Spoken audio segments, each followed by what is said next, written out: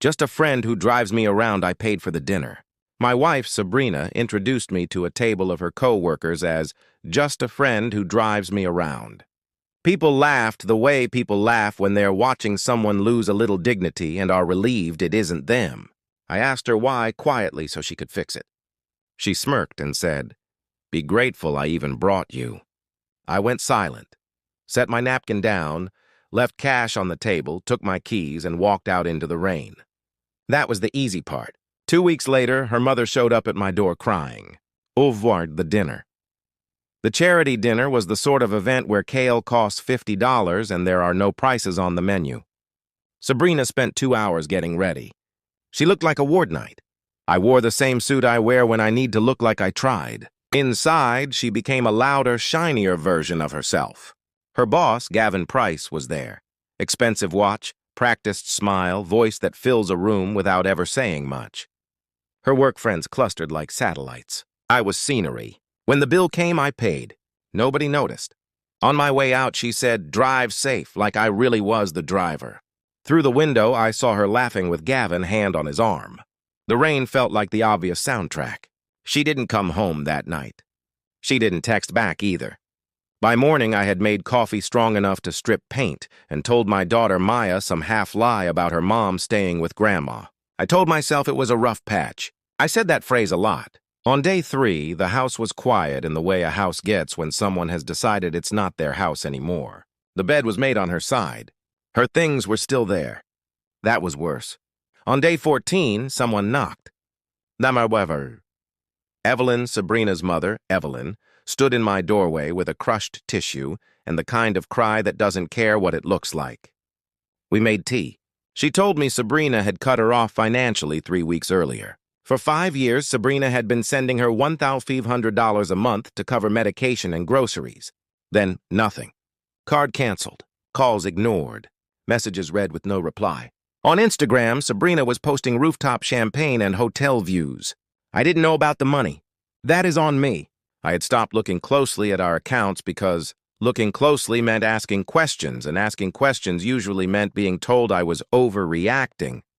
That was a pattern. Evelyn admitted she'd started skipping blood pressure medication to buy food. She got dizzy in a pharmacy. A clerk sat her down and told her to see a doctor. She couldn't afford to. While she told me this, my anger went from hot to organized. I sent money to cover a year of medication and more. She cried a different kind of cry. When she left, I wrote down everything she had said. Then I called a friend I hadn't spoken to properly in years. Shepers, Marco Reyes, and I were roommates in college. He'd been a cop, now he was a private investigator, the kind of person who knows how to find what people would rather keep covered. I told him everything. The dinner, the 2 hours getting ready, the driver line, the hand on Gavin's arm, the silence, the Instagram, Evelyn's pills. He didn't interrupt. When I finished, he said he could help if I was ready for whatever he found. I was. He wanted statements, logins, any schedules I had, anything that looked wrong. He would cross-check social media, do surveillance, pull threads on finances where he could. He warned me, people hope the PI will prove them wrong. Usually the PI proves them right. 6 days later, he called with what I already knew, but worse. There were hotel bills charged to our joint card. Restaurants that require a reservation and a willingness to pretend money is a suggestion. Shopping bags from places that do not bother with prices because people like Gavin and Sabrina are supposed to know better than to ask. The pattern lined up with Instagram posts. Every other weekend getaways. A set of friends that seemed to orbit the same table. Gavin, Sabrina, Rebecca, Claire, and Owen. Then the kicker. They were planning a weekend at our lake house, the place we bought when things still looked like a life. The one we said we'd retire to, where we taught Maya to cast a line and watched fireworks that looked smaller than they felt. Marco also had audio. Outside their office, Gavin called me reliable but forgettable. Sabrina agreed and said I was like furniture, useful, easy to ignore. They laughed. I listened to that part twice, then didn't listen again. I didn't need to. "What do you want to do?" Marco asked. "Set up legal surveillance at the lake house," I said. "Audio. If it's my property, we can record what's said there. And I want it clean." He said he'd handle equipment and placement and told me to stay away. I told him I would. I didn't. Takbrah. The Lake House. On Thursday night, I drove up alone with a trunk of equipment Marco mailed and a few petty ideas of my own. We kept it legal. Voice-activated mics in the living room, kitchen, bedroom, and the dock. My property, my right. Nothing illegal, nothing that could be argued as entrapment, just ears. Then I did something unwise but harmless. I programmed the thermostat to swing between cold and hot at random and loosened a couple of faucets so they'd sputter. I hid a small Bluetooth speaker under the mattress for soft, odd noises at 3 a.m. It was childish. It also made me feel like I wasn't just a piece of furniture waiting to be sat on. I checked everything twice, stepped onto the porch, and stared at the water. It was quiet in the way that helps you decide. I left and parked half a mile down the road where hunters leave trucks in deer season. I opened my laptop and watched the feed sit there waiting for voices. 3. The weekend. They arrived at 7:30 p.m., Friday in Gavin's car. 20 minutes later, Rebecca and Claire. And after that, Sabrina unlocked the door like it had always been hers. She told Gavin that I never use the place anymore. The word for that is rewriting. The mics picked up the sound of bags on hardwood, glasses clinking, the practiced laughter of people who want to believe they're doing nothing wrong because they're doing it together. At around 10, they walked to the dock and opened champagne, the bottle Gavin brought and the bottle I'd refilled with cheap sparkling wine. Gavin toasted new beginnings and then, to Mark, reliable old Mark, who makes so much possible. They laughed. Nobody noticed the swap. By 11, the thermostat pranks began. By midnight, the faucets did their part. At 3, the speaker under the bed played soft footsteps and a baby laugh. Nothing dangerous, just enough to make sleep expensive. The real value wasn't the petty stuff. It was the conversations. They talked about divorces like they were logistics. They talked about hiding money, swinging accounts through fake vendors, how to push me into a quick settlement, how to frame custody so I'd be the every other weekend parent because I'm too steady to fight and won't want to make a scene. Sabrina called me a microwave. Still works, not worth keeping. They laughed. They named clients. They described exactly how they had padded bills with brand consulting and influencer engagement that didn't exist. By dawn, they were tired and irritated. By 6, they packed to leave early. By 7:30, they were gone. I had hours of clean audio. It felt like winning and losing at the same time. Marco called. "This is everything," he said. "Fraud, conspiracy, plans to manipulate custody. Keep backups. I made 3. Or send." On Sunday, we sat in Marco's office with bad coffee and a plan. He had a list of who needed to hear the truth. Gavin's wife. She deserved a head start on the crash that was coming. Head of HR and legal at Sterling and Associates, the agency where Gavin and Sabrina worked. 3 key clients whose money they'd skimmed. If those 3 asked questions, the agency would have to answer. I wrote a short factual email to Helen with a few files attached and no demands, just, "You deserve to know." We sent a professional report to HR and legal, inappropriate relationship, potential fraud, attached audio segments with timestamps. We sent 3 short client emails. Request an audit? Here is why. Marco said, "Once you press send, you don't control anything." I pressed send. He said, "Give it 48 hours. It took 4. At 2 p.m., Helen showed up at the office and security walked her in and out. At 3:30, HR called an emergency meeting.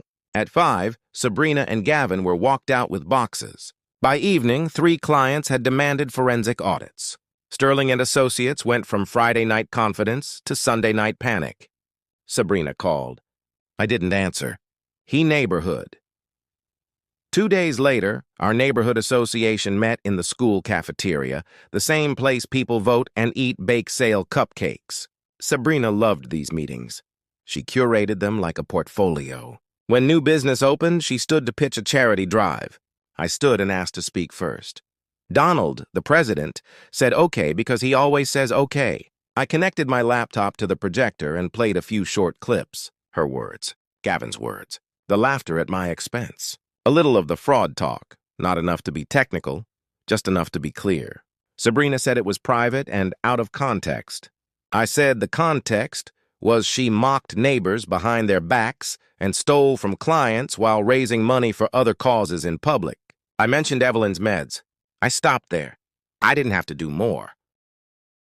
The room did not shout. It did the worst thing. It went quiet. Then the whispering started. Not gossip, not yet, just people collecting themselves and deciding who they wanted to be when they stood up again. I closed my laptop, said I was sorry anyone had to hear it, and left. By the time I reached the parking lot, phones were out. That night, Sabrina texted nonstop. I kept my phone off. Maya asked me what happened. I told her the truth and kept the details age-appropriate. She nodded like she had already known most of it. Thorziker collapse. Sterling and Associates didn't survive the audit. 2 years of padded invoices, fake vendors, and consultants that were either friends or nobody at all. The agency folded in 6 weeks. 70 people were out of work. I felt bad for the people who had just done their jobs. I didn't feel bad for the ones who built the cliff and then walked everyone off it. Prosecutors called.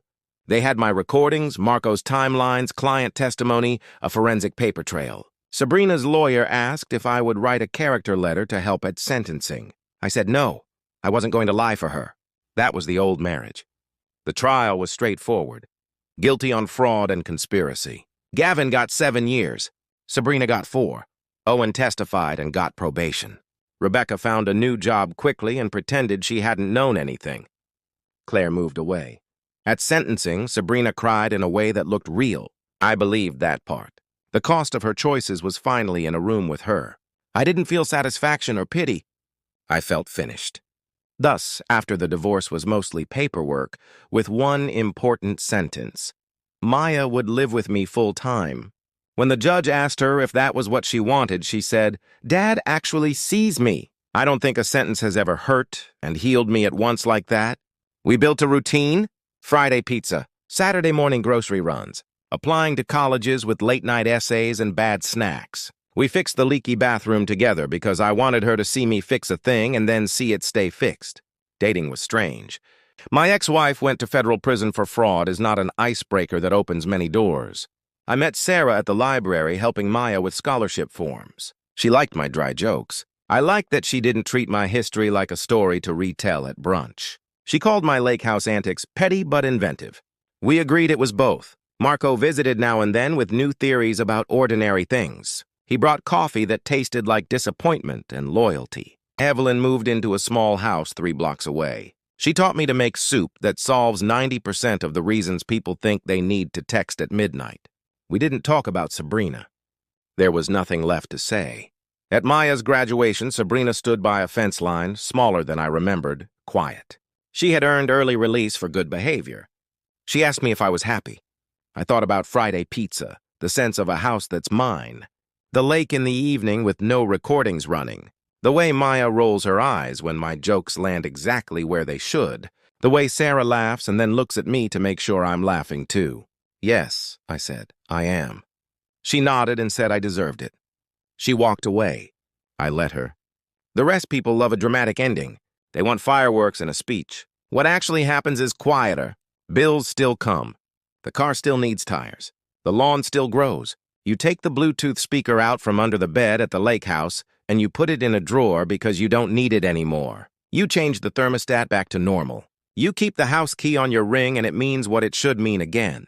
Sometimes I think about the first night, the charity dinner and the line that set everything in motion.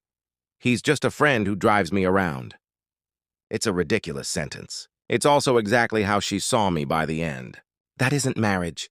That's outsourcing. If you're waiting for advice, here it is. Plain. Pay attention to small humiliations. They are often practiced for bigger ones. Keep your accounts clear and orderly.